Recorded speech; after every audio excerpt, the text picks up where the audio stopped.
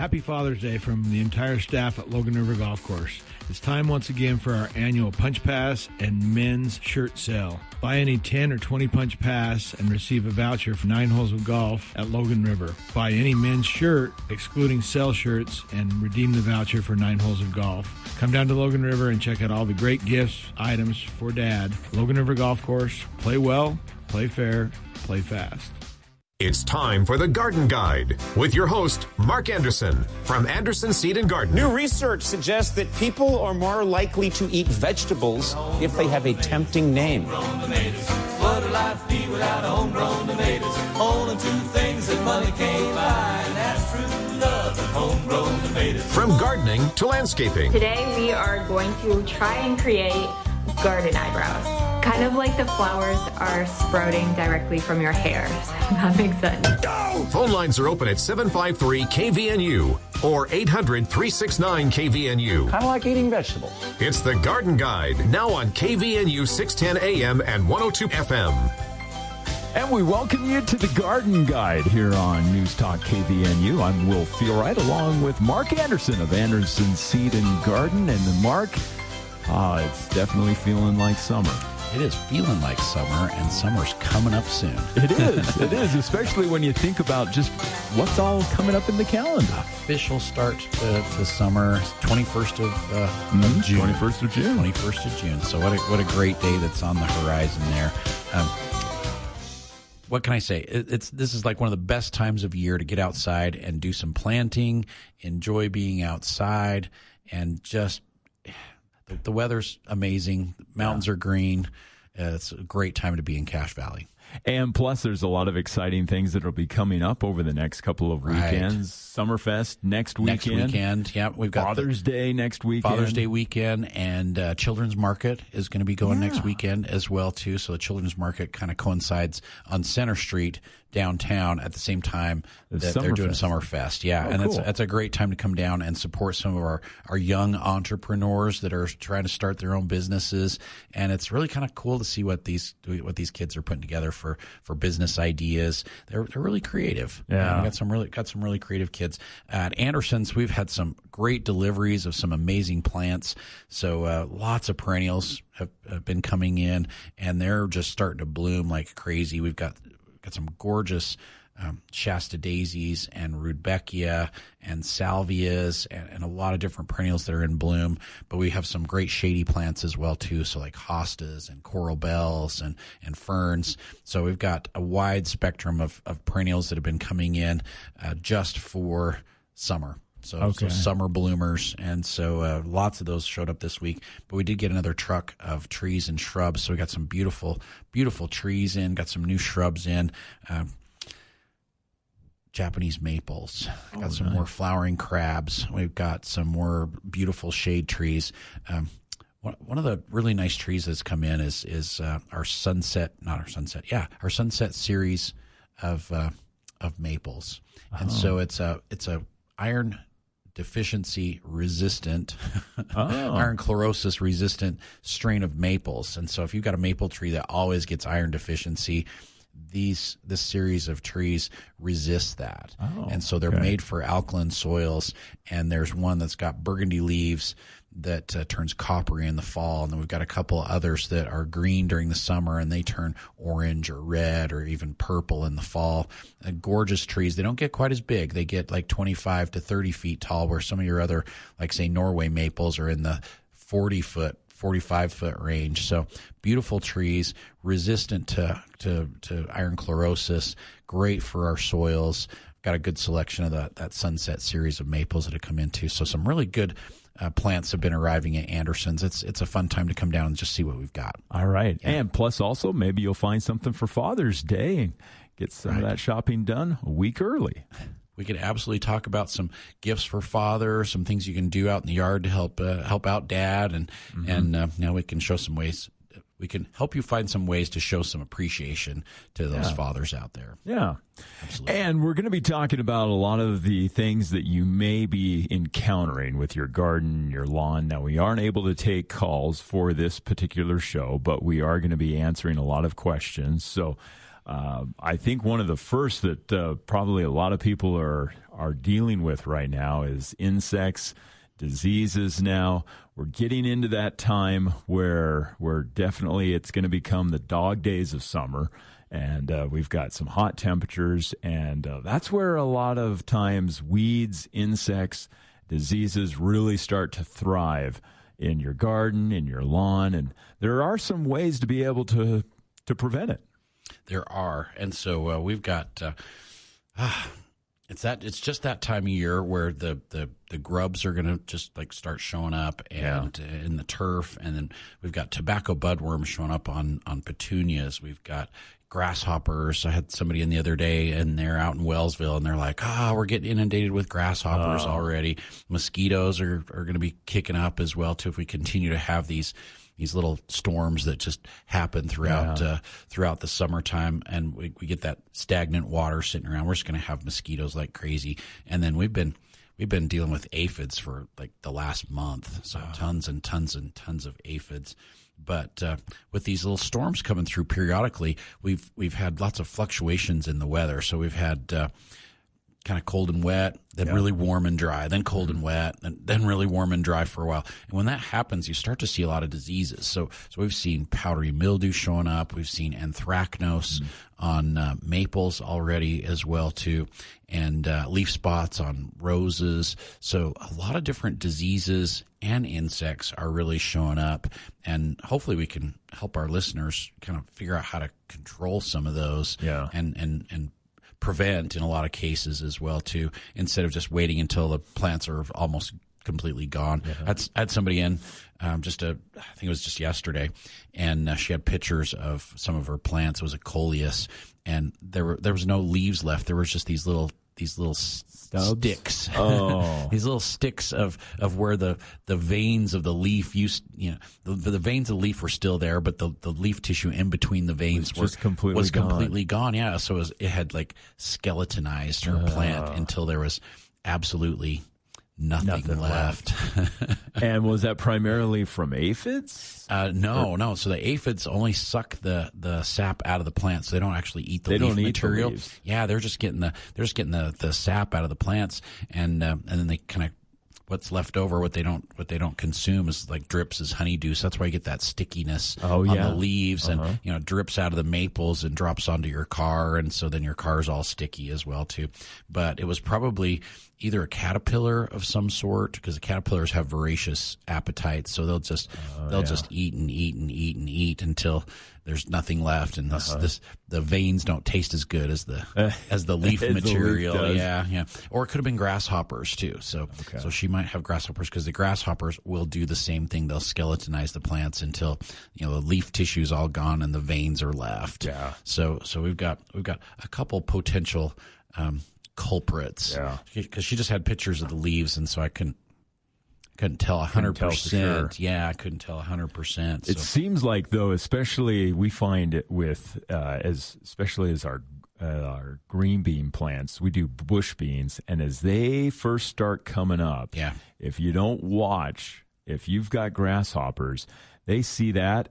And it's like me when I see the dessert table at the buffet. That's right where I go to. Right. Forget everything else. I'm hitting the dessert. and that's how it ends up with those grasshoppers. They'll just completely annihilate those young, tender plants. Yeah.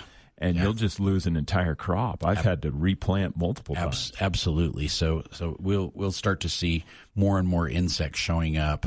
We had such an early start to the spring. We had such a mild winter. I'm afraid we're going to have a lot of insects that are just didn't go away for the winter time. And so we're already starting to see tobacco budworms in the petunias. So I've had people coming in, and they're like, "God, my plants look like amazing. Like my hanging baskets look really, really good, but there's no flowers on them. Like the plants look really, really healthy and green, but they've just kind of stopped blooming." And they're like, "I'm using the right fertilizers, but I can't figure out what's going on with them." And tobacco budworms are unique because they will eat the flower buds, and they'll eat the flowers, but they don't really eat the rest of the plant. And so your plants look really healthy. They're green and they're lush and they're growing, but they have no flowers on. Okay. Yeah. And so you've got to get on top of those before they really start to do damage, because they're harder to control once they start to get bigger.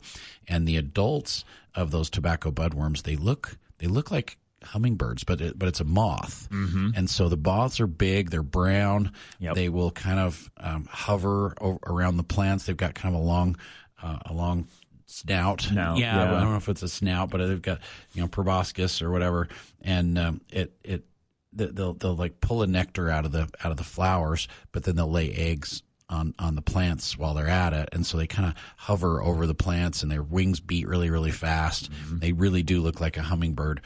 But it's a moth, and so when they lay their eggs and they hatch out, they will eat all the flowers and all the flower buds off your petunias and off your geraniums. And if you have Nicotiana, that's actually a tobacco flower. They will eat your Nicotiana as well too. And so they can just pretty much decimate your flowers. And until you get them under control, it takes a couple weeks for the blossoms to come out again, because they've eaten all the blossoms. So it can be a month before you start to see some they've eaten results. the blossoms and the buds, so sometimes it's like 3 weeks before they'll really start to bloom again. And so we definitely want to prevent these instead of waiting for them to chomp all the flowers off. So if you want to stick with an organic option, then I would highly recommend like spinosad or the spinosad soap. Because it's on contact. It's a bacteria, only kills caterpillars. It's not going to hurt people or pets, or it's not even going to bother your bees. But that spinosad, once the caterpillars get into it, it's like paralyzes their digestive system, and they can't eat. And so they stop eating the plant, and then eventually it kills them fairly quickly. So it's on contact as well as by ingestion. So if they eat it, it'll work just as well, as actually better if they just come in contact with it. And totally safe to use. You can use it on all kinds of edibles, safe to use on your flowers, but it's very, very effective at controlling these tobacco budworms. Another organic option would be like BT, so Bacillus thuringiensis, another bacteria. This one's been around a long time. Just kills caterpillars also. Totally safe for all kinds of edibles, but the BT, it only lasts about 3 to 4 days, maybe 5 days at the most, where the spinosad will last 7 to 10. So you get a longer residual out of the spinosad, and it really, really is effective at controlling these tobacco budworms. If you want to go with a more traditional contact insecticide, then I'd probably say either 7's really good, but we are really having great results with our Bug Blaster Lambda. And so the Bug Blaster Lambda, a lot less expensive than the 7. It goes a lot farther for your money. It's made by High Yield, and this product is very general purpose, broad spectrum, works on spiders and ants and earwigs and grasshoppers and box elder bugs, works on aphids, works on spider mites. It works on a lot of different insects. Safe for most of your vegetables and fruits. Very effective on turf and ornamentals of all kind trees. Great for flowers. Obviously, it's really good for the petunias, for the tobacco budworms, and so that's a really good option too. And sometimes we'll recommend to our gardeners, let's do alternate. So we're going to alternate different products. So we're going to alternate like the spinosad with the Bug Blaster Lambda, so that the insects don't become like resistant to the insecticide. If you're using the same thing all the time, sometimes they'll become resistant to it. And so if you're alternating using different products, it seems to be a little bit more effective, and you don't have that resistance that builds up in the insects. Yeah. So tobacco budworms, seeing tons of those, and grasshoppers. Obviously, we've dealt with grasshoppers the last few years. Unfortunately, Nolobate is no longer available. That was your biological control for the grasshoppers. And so Nolobate is just have not been able to get it for the last 3 or 4 years, and we don't see it coming back anytime on the horizon. But we do have some really good baits that are weather resistant. And so the one that we've really preferred is called Niban. And the Niban is is based on boric acid. And the boric acid has been around for a long time. It's very effective on the insects. It's very attractive to the insects, so they're actually attracted to it, and they consume it.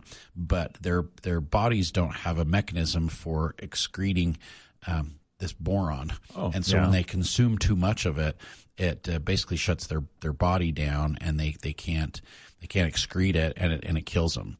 And so an overdose of boron, basically. So if you were to consume too much boron, your body has a mechanism for expelling the excess. Yeah. So your body will consume what it needs, because it's actually a basic nutrient that your body needs, and your body will pick up what it needs. But our intestinal tract can recognize what it needs and what to get rid of, to be able and so then it just gets rid of the excess. Dispose of. But the insects can't do that, and so the boron's very, very safe to use in a lot of different areas, because if you happen to consume it, it's not going to hurt you at all. But it's super effective on the grasshoppers. They're very attracted to it. Ants as well too, cockroaches, crickets. They'll come and eat it. It's weatherproof, and so it can handle about 10 to 12 rain events. So if you put it out and it rains cats and dogs afterwards, it's not destroyed. Okay. Yeah, it's not going to go. It's not going to go bad. There are other baits out there that don't have that weather resistance to it. They're on bran flakes, and if it rains really hard after you put those out, then it's gone. Then it's like it's worthless, and you got to do it all over again. And that's kind of the way the Nolo bait was.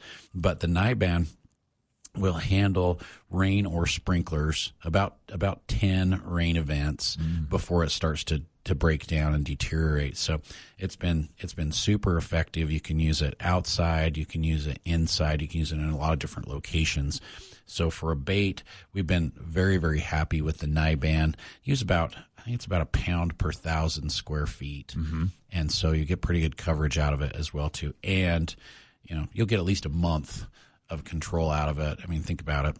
In a month, are you going to irrigate, or are we going to have rainstorms? I mean, are we going to have 10 events? Probably in about a month to 6 weeks is what we would normally see. And so it's gonna last a lot longer than some of the other baits that are out there. And then for some sprays, again, the 7 has been great for grasshoppers for a lot of years, but we're really, really liking the high yield Lambda. The Bug Blaster. The Bug Blaster Lambda is for your money. It just goes a lot farther. It's super effective. This is one of the newest generation insecticides that's out there. Very effective on the grasshoppers, but it does work on a lot of other insects as well too. So earwigs and aphids and a lot of the other bugs that we're seeing that are doing damage to people's plants. Beetles of all kinds and sorts, caterpillars. Box elder bugs, spiders, ants. This is a very general purpose, broad spectrum insecticide that will work on a lot of insects, but it's very low toxicity for people. So very, very effective, but still very, very safe. And I've had a lot of gardeners be concerned about, can I let my kids back out after I've sprayed? Can I let my pets? The dog go back outside? Can the dog go back outside? I'm worried about my pets. And it's like, okay, with this product, spray it in the evening when the sun's, gone down or close to going down, because then all your bees have gone home as well too, because almost every insecticide that's out there, organic and synthetic, can kill the bees. Yeah, it can kill the bees, so you got to be careful. And we'll say, okay, spray in the late evening, and then it'll have all night to dry. And then by the time it's dry, you're safe to go back out. Your reentry time is very short. It's only about half an hour to an hour. And so the pets and the kids can go right back out. If you're super concerned, like say you sprayed your lawn for mosquitoes, let it sit overnight. And then if the sprinklers come on the next morning, that's fine. It's not going to completely wash it all off. Okay. And then, kids and pets can go right back out there and do their thing again. I've learned one thing when it comes to insecticides is that as soon as you start to notice traces of insects, especially in your vegetable garden, you need to hit it immediately, because if you wait even just a day or two, that gives grasshoppers, I think they eat on a 24/7 basis, because you'll go out one night and think, okay, I need to do that in a couple of days.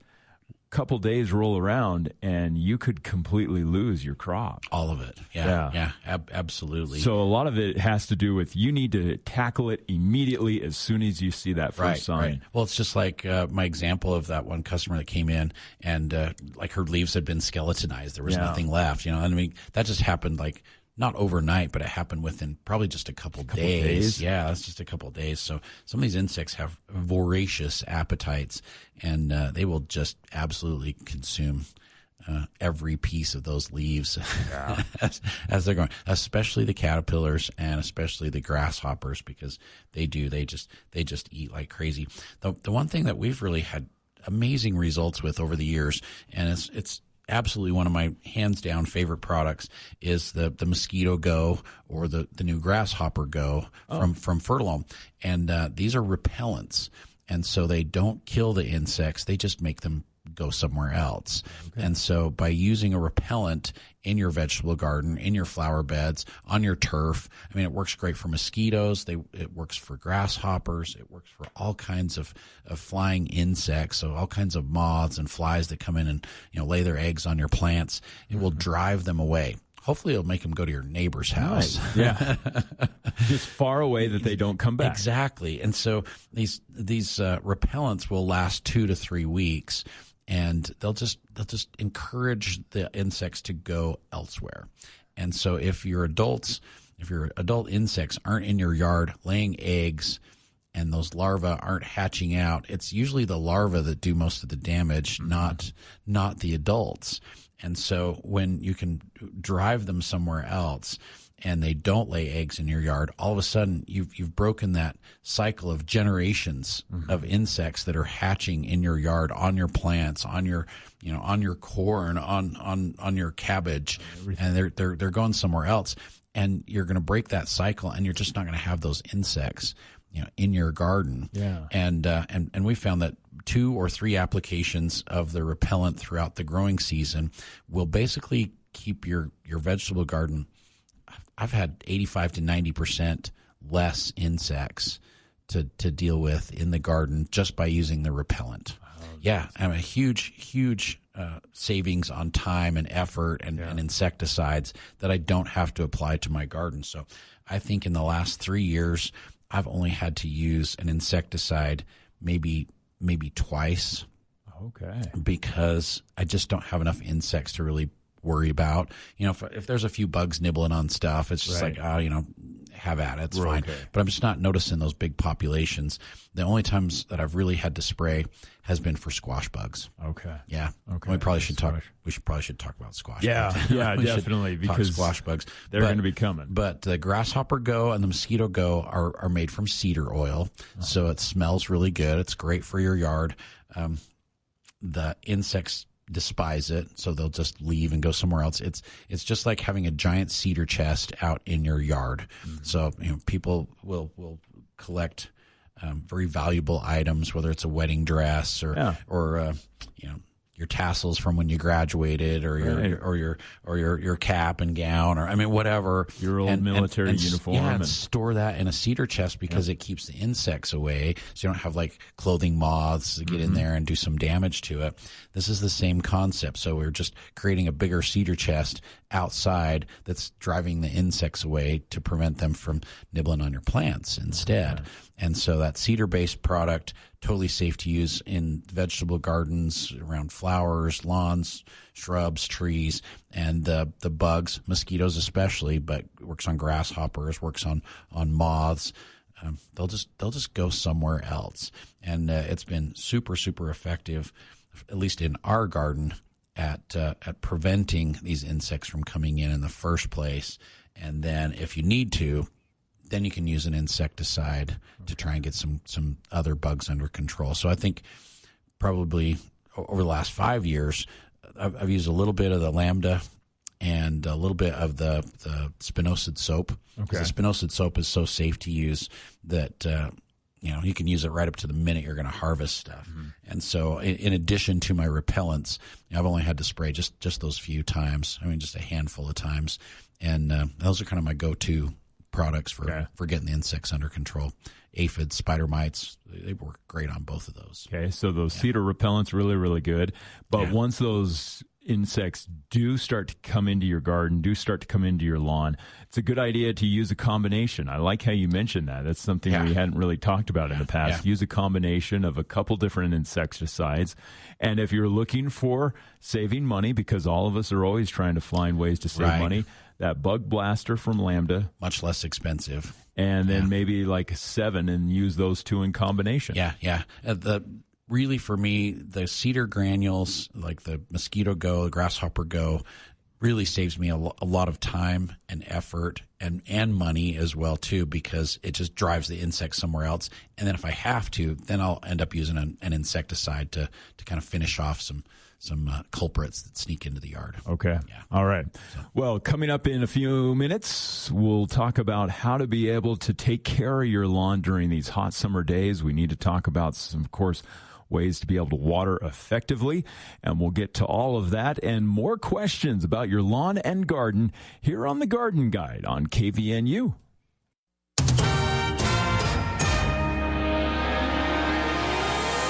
With a look at this hour's top stories, I'm Will Feelright. Well, the University of Utah has finalized a pioneering private equity partnership to boost revenue for its athletics department.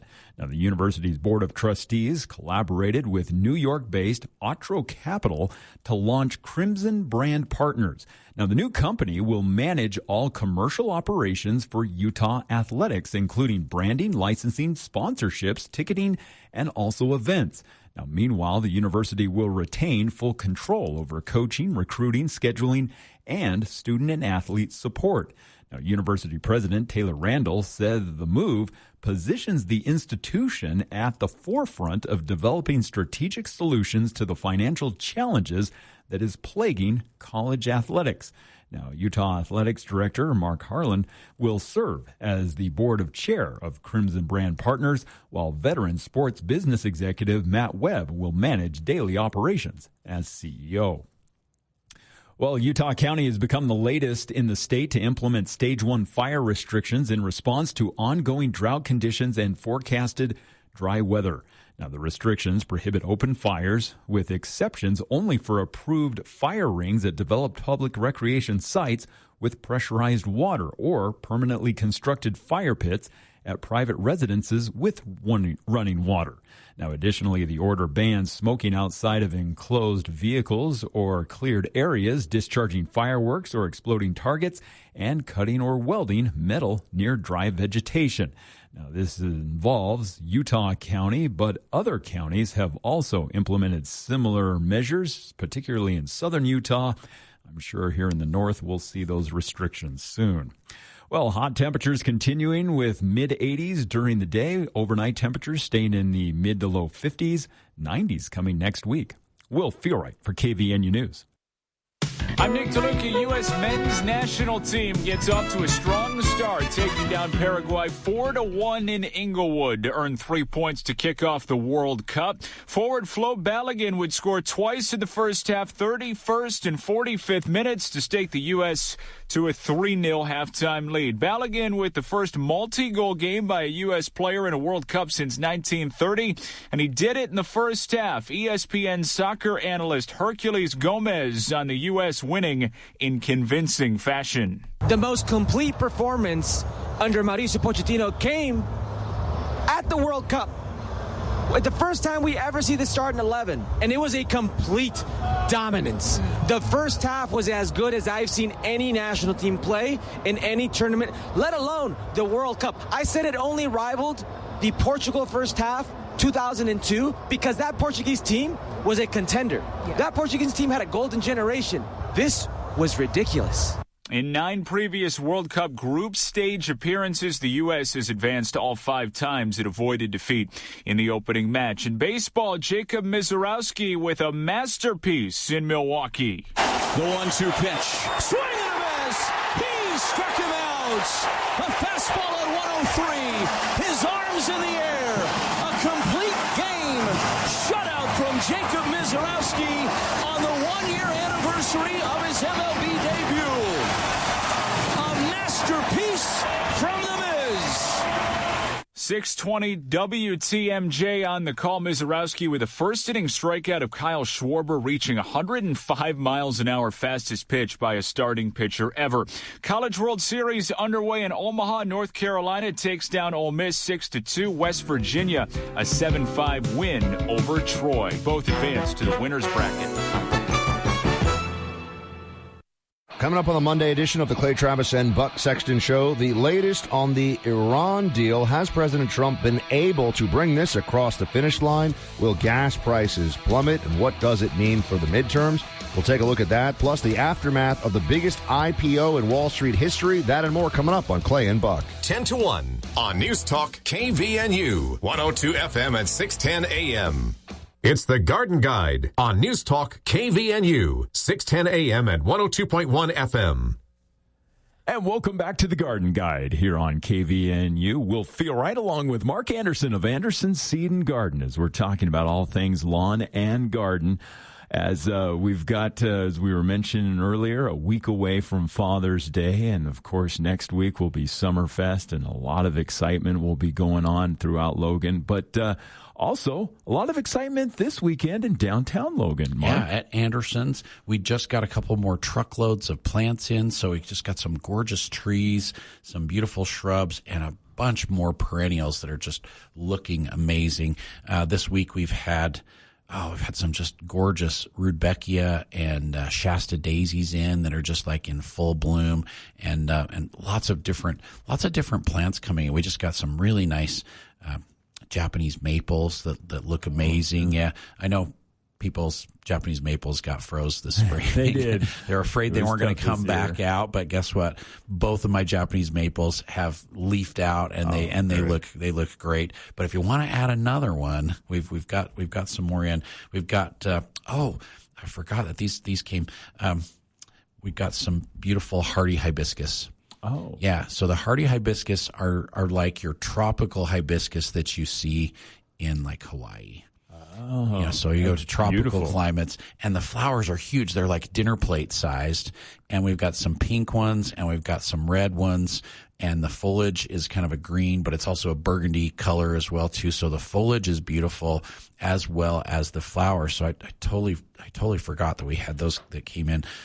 Absolutely gorgeous. They've been really hard to get this year. Really? So usually we have multiple colors and varieties. Usually I've got like 3 or 4 varieties. This year we're only able to get 2, but the plants look amazing. They're big. They're in larger containers. They'll transplant really, really well. But once they start to bloom, they're one of the longest blooming perennials that you can get. They'll bloom for literally a month to 6 weeks. Oh, wow. And the flowers are just gigantic. Yeah, and they're super, super showy.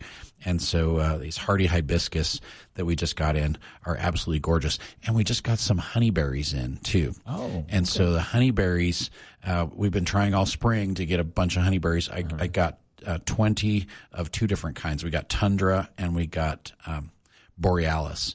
And both of those wonderful honeyberries, those have been really difficult to get as well, too. So at Anderson's, we've got perennials that have just come in. We've got shrubs. We've got trees. We still have a good selection of flowers that we're really starting to discount, so it's a good time to come in and see what's left. We've got a few vegetables left, and it's not too late to plant stuff. We've got a lot of people that are like, oh, is it too late? It's like, the weather's been so bad, and I didn't dare plant. And it's like, it's only the second week of June. Yeah. It's like, plant everything. You're like good to go. The only thing we would recommend that you don't plant right now would be like your cold crops. So spinach, lettuce, peas, radishes, cabbage, cauliflower, broccoli. We're going to wait till fall to plant those now. So we could, if there's enough time in the show, we can talk about that a little bit as well too. But plenty of time for carrots, beets, corn, beans. There's tomato plants, pepper plants still. Get those planted. You got plenty of time to get those plants going. In fact, sometimes we're better off waiting till the first week of June, second week of June to plant some of these plants because the soil can be really cold and wet early on. And it's a great time to supplement your garden. I'll continue planting a lot of these seeds and plants until the middle of July, where my peas are in full bloom, and we're starting to pick here really soon. They're going to be done.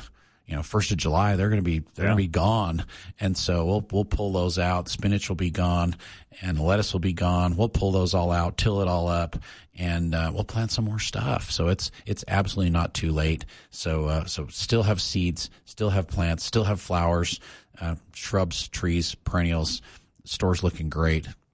We're ready for the first week of summer. All right.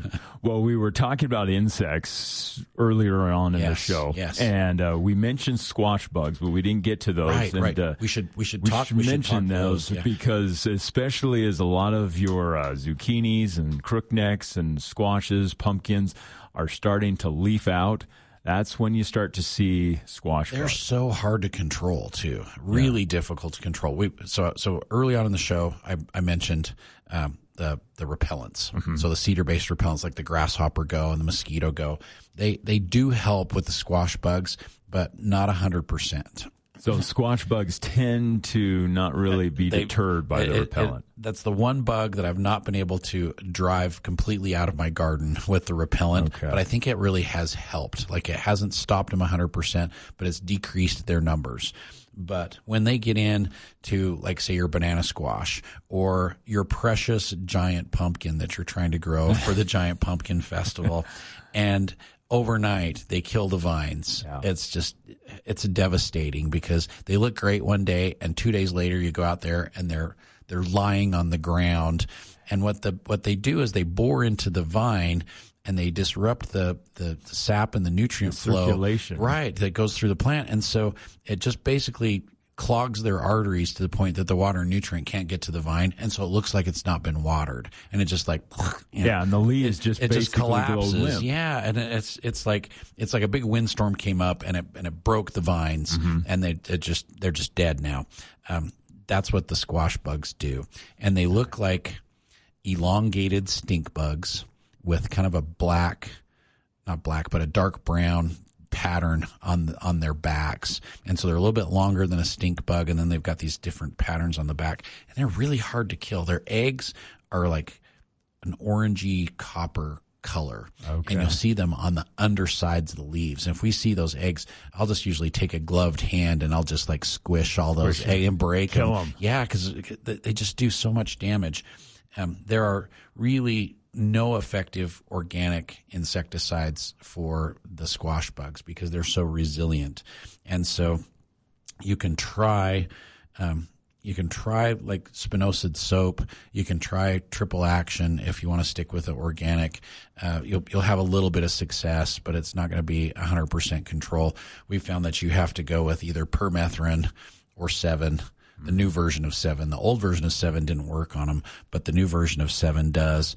It's a zeta-cypermethrin formulation. That actually works. So permethrin, 7, and the new Lambda, the Bug Blaster Lambda is really, really effective. And there's some dusts that work really well too. So if you do the permethrin dust or a deltamethrin dust, very, very effective on the squash bug. So if you prefer to dust and put that on the ground around your plants and maybe dust up underneath the leaves, that would work great. But the Bug Blaster Lambda or the 7, just the permethrin, indoor outdoor from High Yield would be great. Spray underneath the leaves, spray the vines right where they come out of the ground, and then spray the ground around the plants. And this is one where we would highly recommend that you spray in the evening because all these products are toxic to bees, and the bees are like, if they're in bloom, the bees are just like right in there. They're all there. The bees are in there first thing in the morning when the blossoms open up. And so if you spray in the evening, the blossoms are not open, won't be bothering the bees. Try and avoid your blossoms if at all possible, because the bees kind of crawl all over the blossoms. But if they're not open, the bees are usually inside the flowers. And so spray in the evening, avoid the flowers, and you will be much less likely to damage your pollinators. In fact, you probably won't damage your pollinators at all if you do that. But all these products are toxic to bees and pollinators. And so get the ground around the plants, get up underneath the leaves. Your pollinators won't be in those locations, and then avoid the flowers. Okay. And the flowers are going to be closed at night, so that gives you even a little bit more protection. They'll open up the next morning, and the bees will be inside there. So, okay. Yeah, not a problem. All right. But those squash bugs, very, very resilient, very difficult to get under control.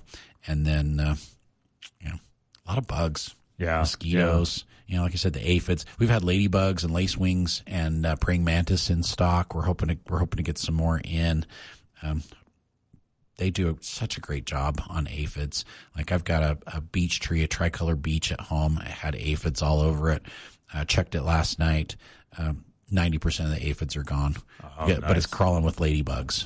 Ladybugs have just been like munching on those aphids. Having a buffet like crazy. Good. And the lacewings are really effective predators as well too, and they will eat more than just aphids. So the lacewings will eat mites, and they'll eat whiteflies, and they'll eat leaf hoppers. So they'll work on a lot of other different insects. The great thing about the lacewings is they don't completely leave your yard. So like the ladybugs have a longer lifespan, and if they have eaten all the aphids in your yard and there's nothing left for them to eat, they're just going to go somewhere else. They're going to take off. But since the lacewings have a wider variety of diet that they're willing to eat, their lifespans are much, much shorter. So they're almost continually reproducing. So they're producing eggs all the time. So even if some of your adult lacewings leave for greener pastures, new ones will be hatching shortly thereafter. Okay. And so you can keep the lacewings in your yard almost the entire summer. And they're really cool for kids. So like if you got kids or grandkids, the lacewings are just really interesting to look at because their wings look like they just are riddled with holes, and they can still fly. Yeah. So they can still fly. Okay. So their wings kind of look like dragonfly wings, right? But they don't have that kind of filmy tissue in between the skeleton structure. Yeah. These just look like they're skeleton bugs, and so they're really, really interesting. But they still fly. And they eat all kinds of other insects that are smaller than they are. But since they reproduce so quickly, you'll see them in your yard the entire summer. Okay. So the lacewings are a good way to go. So we've got ladybugs, we've got ladybug and lacewing combinations. That's what I would recommend is you do that, because then you'll have longer insect control in your yard with some of those natural predators. All right. Yeah. And as we mentioned before, the best thing to do is as soon as you notice any sort of sign, quickly get on it. I know we had some white flies on one of our rose bushes, right? And I thought for a day or two maybe they'll go away. They didn't, and so quick insecticide spray, right? Wiped them out. They're gone, and it'll save you a lot of heartache. It's crazy how fast they can just like do so much damage. Oh yeah, it's just like I checked that last week, and you see just a couple, and we had maybe a couple dozen on there at first, and I thought, oh, maybe they'll go somewhere else. Right. Next night I went out, and those couple dozen had turned into a couple hundred. Right. And then I thought, okay, we've got a problem. And last week on the show we talked about grub prevention and lawn diseases. But if you haven't done your preventative insecticide, since we're talking insects, this is a great time to do that, because June is when the June beetles are out laying their eggs. Mm-hmm. Then they hatch, and then you start to see grubs nibbling on your lawn in late June, early July. And that's when the damage all starts to show up. So right now is prime time for getting an insecticide on your turf to try and kill these before they do any damage. Yeah. So Bug Blaster Above and Below, it's a combination insecticide that's got a contact insecticide. It's got that lambda cylohethrin in there. We've been talking about the Bug Blaster. Right. And then it also has a systemic insecticide in there. So it'll absorb it up through the root system. And anybody who comes and nibbles on the grass, nibbles on the root system of the grass, it kills them from the inside out. Nice. So prevention with grubs is critical. You want to get them before they do the damage, and the damage really won't show up until July. So it's too early. So, late May, early June, I had people coming in. They're like, oh, I got grubs. And it's like, no, it's too early. They're like, oh, yeah, I got grubs. I got big brown spots showing up. And so we'd have them go check their turf. And sure enough, they didn't have grubs, but it was a disease that was causing problems. So we won't see insect damage until the latter part of this month, first part of July is when it's going to start to show up. So now's the time to put that preventative insecticide on. Bug Blaster, Above and Below. Okay. Great product. Or the Grub Free Zone is really good too. That's just the systemic insecticide itself. But both of those products, get those on right away if you've had problems with grubs and grub damage in the past. Okay. Yeah. Now, where we are getting into the hot summer nights, summer days, it's probably a good idea to talk about watering. And I know we talk about it over and over and over, but where we live in the desert, yes. Talking with somebody earlier who was from Pennsylvania, came out, and I said, what do you think about living here in the desert? And he's like, well, it is a little dry. It's a little bit drier. And we've been preaching conservation and conscientiousness, all spring. And as soon as the show started up in March, we've been talking water conservation. So this is the time when we will start to see depletion of our water resources. It's going to start getting a lot hotter. I mean, we've had a little cooler weather this week, and that's kind of how it works. Hopefully, we'll keep our fingers crossed that we can continue to get these little storms that roll through. It seems like every 2 weeks we've had storms since the 1st of May. Yeah. And so we've just kind of had these little storms that keep running through, but they're not just dropping a little bit of moisture. I mean, they're dropping a lot. Yeah. And it does make a big difference. And when we get those storms, if we get a half an inch of rain out of a storm or 3/4 of an inch of rain, you don't have to water for 3 or 4 or 5 days, because it just penetrates in. I think that storm we got the end of May that you were mentioning at the first of the show, we got 3/4 of an inch. Oh, yeah. Like my plants in my garden, jumped. Like within a day or two of that rainstorm, they just jumped out of the ground. Yeah, it's like it was amazing. So this precipitation that we're getting, and if we continue to get that through this month and into July, that really, really helps, because that just means 4 or 5 days that we don't have to water, and it just adds to our runoff that's decreasing. But every time it rains, you watch the river bounce back up again, and so that's really, really helpful. So the things that we've been really, really encouraging all of our gardeners, homeowners, residents to use is water retention aids. And there's a lot that are out there. They're very, very inexpensive. Some of them will last a month, some will last 2 months, some will last 3 months. But what they do is they're basically soil penetrants that will allow the water to penetrate into the soil. And if you know a little bit of soil science, soil and water are opposite charges. Mm-hmm. So one's negative, one's positive. And well, actually they're both negative. Sorry. They repel each other. Right. So they're not attracted to each other. They repel each other. And so when you put new potting soil in a pot and you add water to it, the water and the soil don't like each other, and so it often runs off. It runs off, and it puddles up on top, and it takes forever for it to penetrate down in.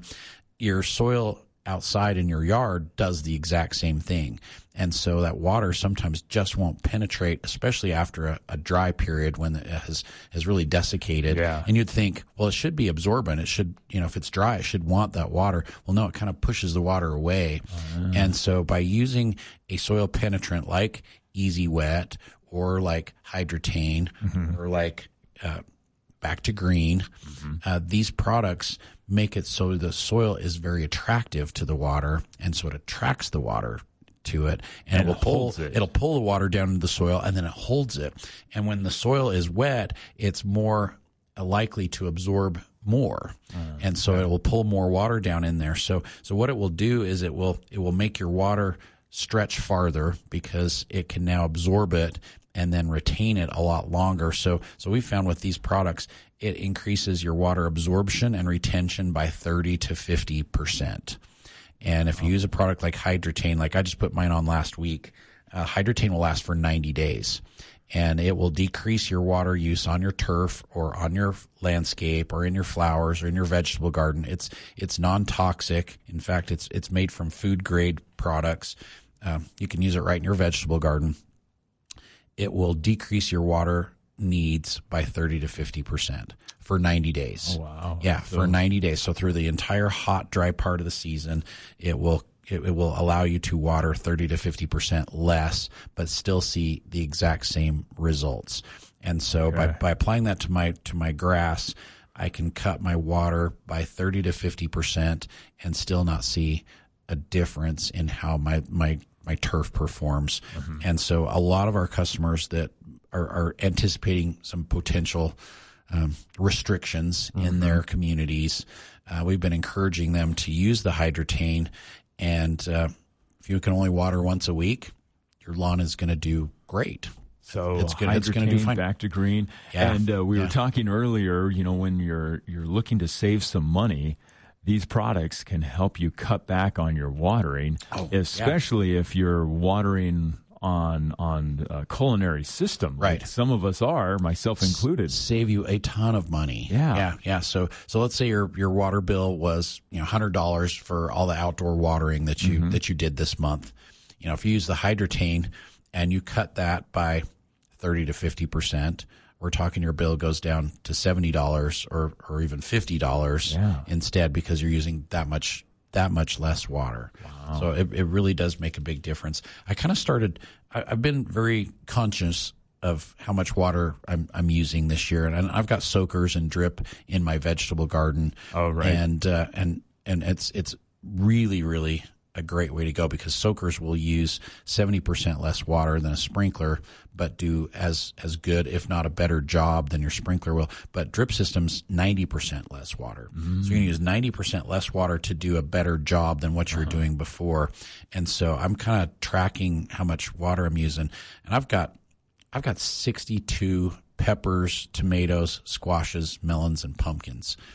And I'm guessing they get about 20 gallons of water to 30 gallons of water a week, which it's not very much. Right. I mean, think about how much you use when you shower. Oh, yeah. And I'm thinking, I turned the Rainbird on our corn and our beans the other night. Right. And I running it for 30, 35 minutes, probably used double that. You can fill up a 5-gallon bucket in 60 seconds. Yeah. With full pressure on a hose. And so if it's going full pressure for an hour, how many gallons are you using? But I started calculating. It's just like, your vegetable garden really isn't using that much water. Mm-hmm. So I'm like looking at it going, okay, I've got 62 plants and I've only been giving them, 20 to 30 gallons a week. Yeah. And how much production is going to be off of those. And so you're really, in the grand scheme of things, if you check your water bill and it's in the thousands of gallons, your garden is using a very small amount of that water. If you're focusing your watering. Because that's one of the keys, and one of the things that we're working at our house to get rid of is the Rainbirds and the big sprinklers that are watering 95% weeds, 5% vegetable. Exactly. So by switching all of my garden from a sprinkler to soakers and drips, it's just like I'm really not using that much water to keep everybody going. And I try and go that extra day in between waterings. So we use the Easy Wet in the garden. We use the Hydretain in the garden. And, I can stretch them an extra day. Instead of watering every 3 days or 4 days, I can go every 4 to 5 days. So we can stretch them a little bit farther. But by stressing your plants just a little bit, the root systems will go deeper. They'll go broader. Yeah. The plants will be more resilient because they've had to go look for that water that's not just instantly provided to them every single day, and so the plants will be more resilient in the first place. So I've just kind of been monitoring. Okay, how much water am I really using for this? And it's actually a lot less than you thought. So if you have a question about how can I save some money watering, or if you've got bug questions, the best thing to do, stop into Anderson Seed and Garden. Your pros there can be able to walk you through finding the best product that's going to save you money. Absolutely. We've got lots of different ways to help you save money when it comes to doing insects or disease control or watering in your yard. And we can help you set up a drip system. We can help you set up a soaker system. It just makes life so much easier, saves so much time. I can water my whole garden with 15 minutes of my time put into it because I've got it set up on these drippers and soakers with the easy way to just allow it to water without me standing there watching it all the time. Right. So get out and enjoy the garden this weekend, and then join us again next week for the Garden Guide here on KVNU. And if you missed a part of the show, you can always go back and check out the podcast at kvnutalk.com. We'll be back next week. News Talk KVNU, Logan, the voice of Northern Utah. 610 AM and 102.1 FM.